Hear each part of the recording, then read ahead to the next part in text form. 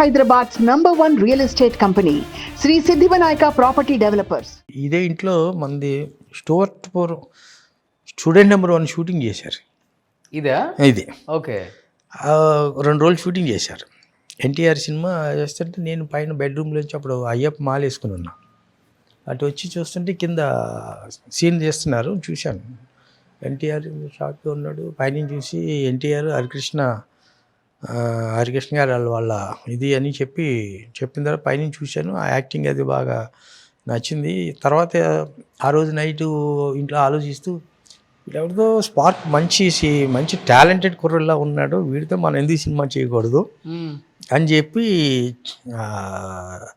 ఒక కమర్షియల్ డైరెక్టర్ని పెట్టి కమర్షియల్ ఫ్యామిలీ నుంచి వచ్చిన హీరో కాబట్టి ఎన్టీఆర్ బాలకృష్ణ ఈ ఫ్యామిలీ నుంచి వచ్చాడు కాబట్టి ఏదైనా పెట్టి చేస్తే ఎలా ఉంటుంది అని ఒక ఆలోచన వచ్చింది. ఆలోచన వచ్చిన తర్వాత ఆ 2 రోజులు అబ్జర్వ్ చేశాను.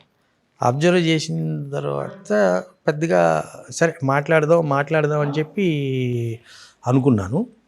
అనుకుని షూటింగ్ కూడా వెళ్ళాను. ఒక రోజు వెళ్ళిన తర్వాత సినిమా చేద్దాం అనుకుంటున్నాను. ఎందుకో మా ఇంట్లో షూటింగ్ చేశాక నీ మీద సినిమా చేయాలనిపించింది. ఏంటని అడిగితే భలేవారు సార్, మీరు ఎప్పుడంటే బాబాయ్తో సినిమా తీశారు కదా సార్ అన్నాను.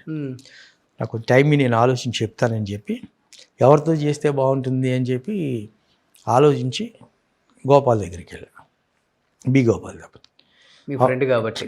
అంటే గోపాల్ అసోసియేట్ డైరెక్టర్గా, నేను అసిస్టెంట్ ఆర్ట్ డైరెక్టర్గా రాఘవేంద్ర గారి దగ్గర కొన్ని సినిమాలు చేశాను. అప్పటి నుంచి టెక్నీషియన్స్ పైగా మెడ్రాస్. కానీ భయం అనిపించలేదా? ఇప్పుడంటే బాలకృష్ణ గారు అంటే ఎన్టీఆర్ కొడుకు, బాలకృష్ణ అప్పటికి నెక్స్ట్ లెవెల్లో ఉన్నారు.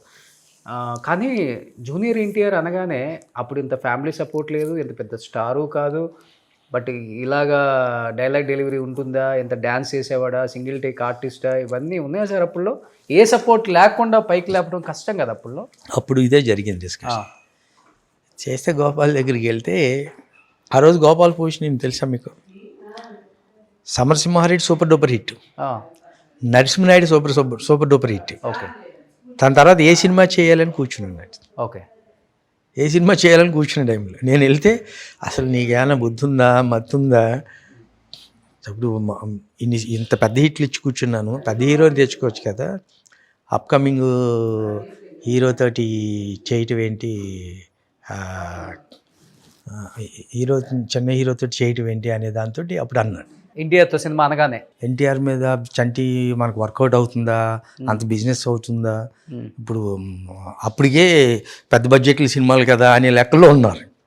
లేదు గోపాల్, నాకెందుకో చేస్తే బాగుంటుంది అనిపిస్తుంది, అది ఇది అన్నాను. మీకు ఏదైనా చేయాలంటే చూద్దాం, దాన్ని బట్టి ఆలోచిద్దాం అని చెప్పి అన్నాడు. అనేది అది మాకు ఒక 1 month పట్టింది. 1 month ఎన్టీఆర్ని హీరోగా పెడదాం వద్దని అందరూ వద్దని. ఓన్లీ రీజన్ ఏంటి సార్? అంటే గోపాల్ సమరసింహారెడ్డి, నరసింహనాయుడు ఇచ్చేసి పెద్ద ఎక్కడున్న టాప్ పొజిషన్లో ఉన్నాడు. ఆ టైం ఆ రేంజ్ ఖర్చు పెట్టాలంటే వర్కౌట్ అవుతుంది కదా. ఆది అవన్నీ తీసాడు కదా. అప్పటికి ఆది రిలీజ్ అవ్వలేదు, స్టూడెంట్ నెంబర్ 1 రిలీజ్ అవ్వలేదు. స్టూడెంట్ నెంబర్ 1 కూడా రిలీజ్ అవ్వాలా, ఆది రిలీజ్ అవ్వాలా. నేను ఆ స్టూడెంట్ నెంబర్ 1 షూటింగ్ టైంలో ఆ కుర్రను చూసి చేద్దామన్నది. ఓకే. ఇక్కడ షూటింగ్ చేస్తున్నారు కదా అని. అప్పుడు నేను అంటే టైం తీసుకున్నాను. సార్ పరశురు గోపాలకృష్ణ గారి దగ్గర కూర్చున్నాను. గోపాలకృష్ణ గారితో చెప్పాను, గురువా ఏం చేద్దాం ఇలా అంటే, ఆలోచించరా ఇంతే ఉన్నాడు కదా గోపాల్ ఏమో 2 ప్రపంచాన్ని అతను ఇంతే ఉన్నాడు. ఇన్ ది సెన్స్ అప్పుడు ఆయన మైండ్లో కూడా నరసింహనాయుడు సూపర్ డూపర్ హిట్ అయిపోయింది, సమరసింహారెడ్డి సూపర్ డూపర్ హిట్ అయిపోయింది, గోపాల్ ఆ రేంజ్లో ఆలోచిస్తున్నాడు కదా, చిరంజీవి బాలకృష్ణ ఆ రేంజ్లో ఆలోచిస్తున్నాడు, తినబెట్టి ఎలా చేస్తావరా ఒకసారి ఆలోచించుకో నువ్వు అంటే. నేను మొండోళ్ళలాగా పట్టు వదలని విక్రమార్కుల్లాగా చేద్దామని గోపాల్ తెచ్చింది. సరే గోపాల్ అన్నాడు, సరే నువ్వు చేద్దాం అంటున్నావు కదా, ఓకే డన్ చేద్దామని చెప్పి ఒక అండర్స్టాండింగ్ వచ్చిన తర్వాత ఎన్టీఆర్ దగ్గరికి వెళ్ళాను. నేను ఎన్టీఆర్ అప్పట్లో తాత అని పిలిచేవాడిని. అంటే నాకు పెద్ద ఎన్టీఆర్ మీద దీని మీద తాత అని పిలిచి, తాత గోపాల్తో నీతో సినిమా చేయాలనుకుంటున్నాను. వెంటనే కాగులు చేసుకుని కాళ్ళకి నమస్కారం పెట్టేసి ముద్దులు పెట్టేసి ఇవన్నీ గిల్లేసి కొరికేసి అల్లరి చేసాడు. అప్పుడు కూడా అలానే ఉండేవాళ్ళు. అప్పుడు ఎక్కువ అల్లరి, ఇప్పుడు తక్కువ. ఇంకా అప్పుడు భయంకరం ఉంది అల్లరి. ఓకే. సరిబాబు బి గోపాల్తో అంటే బాబాయ్తో 2 సూపర్ హిట్లు ఇచ్చేసాడు. అది ఇది దీని మీద సో అనుకోకుండా అది మనం చేద్దామని ఫిక్స్ అయ్యాం.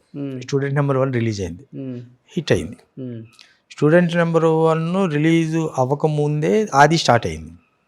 అది రిలీజ్ అయిన తర్వాత ఆది జరుగుతున్న టైంలో మేము సినిమా కన్ఫర్మ్ చేసుకున్నాం. ఓకే. కన్ఫర్మ్ చేసుకుని ఇక్కడే ఓపెనింగ్ చేసాం, కిందే ఓపెనింగ్ చేసాం. అప్పుడు పాతిళ్ళు ఉన్నప్పుడే చేసి సినిమా స్టార్ట్ అయిన తర్వాత ఆది సూపర్ హిట్ అయిపోయింది. ఆది సూపర్ హిట్ అయిన తర్వాత అప్పుడు మాకు కొంచెం ధైర్యం వచ్చింది, కొంచెం బడ్జెట్ పెంచుదాం ఓకే అని కొంచెం బడ్జెట్ పెంచుకున్నాం.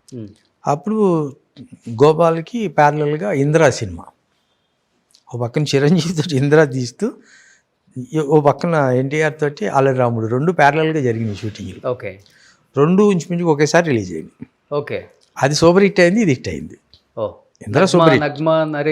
నగ్మా నరేష్ అప్పుడు దాకా నరేష్ ఇంట్లో కూర్చున్నవాడిని నరేష్ని కూర్చోబెట్టి అప్పుడే బయటికి తీసుకొచ్చింది. అప్పుడు రాజేంద్ర ప్రసాద్ అనుకున్న క్యారెక్టర్ అది. అప్పుడు నరేష్ని తీసుకొచ్చి పెట్టింది అది. ఓకే. సో నగ్మా నరేష్ ఇవన్నీ పెట్టిన తర్వాత ఆ సినిమా అది మనకి 47 సెంటర్స్లో 100 days ఆడింది. ఓకే. సో అది ఫస్ట్ ఫంక్షన్ అఫిషియల్గా శిల్పకళా వేదికలో చంద్రబాబు గారిని వాళ్ళందరినీ పిలిపించి, అప్పుడు సీఎం అయిన హరికృష్ణ గారిని కూడా పిలిపించి ఫస్ట్ డయాస్ మీద ఫ్యామిలీ మెంబర్స్ అందరిని కూర్చోబెట్టి ఫంక్షన్ చేసింది ఎన్టీఆర్కి మొట్టమొదటి ఫంక్షన్ అదే. అంతేనా? ఫ్యామిలీ కలిపింది కూడా అప్పుడేనా? అప్పుడు కలపడం ఏంటి, అప్పుడు కలిసి ఉన్నారో లోపల ఏంటి, బట్ అఫిషియల్గా పబ్లిక్లో ఒక స్టేజ్ మీద హరికృష్ణ ఈయన్ని కలిపి దండేసింది ఆ ఫంక్షన్. ఎన్టీఆర్ని హరికృష్ణ గారిని ఇద్దరు కలిపి తండ్రి కొడుకులుగా దండేసింది. ఇద్దరిని సన్మానించింది అప్పుడు. ఓకే. చాలా హ్యాపీ ఫీల్ అయ్యి ఉంటారు కదా? చాలా హ్యాపీ. అసలు ఫస్ట్ ఎన్టీఆర్తో మేము పాల్కొల్లో షూటింగ్ చేస్తున్నాం అల్లరి రాముడిది. అది అప్పుడు రిలీజ్ అయింది సినిమా, సూపర్ హిట్ అయింది. మేము షూటింగ్లో ఉండగా రిలీజ్ అయ్యి సూపర్ హిట్ అయింది. సూపర్ హిట్ అయిన తర్వాత ఏవైనా బాలయ్యబాబు తోటి ఎన్టీఆర్తో ఫోన్ మాట్లాడించాలి. అప్పుడు దాకా మాటలు ఇప్పుడు లేవు.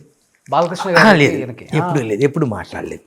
ఎప్పుడు మాట్లాడకపోతే అప్పుడు మాట్లాడేద్దామంటే ఓ రోజు నైటు అతను తారకే అనేవాడు, బాబాయ్ చేత మాట్లాడాలి, వస్తే బాగుండు, మంచి హిట్ అయింది కదా, ఇతను బ్లెస్సింగ్స్ ఇస్తే బాగుంటుంది కదా అనే దాంతో అనుకుని బాలయ్య బాబుకి ఫోన్ చేశాను నేను.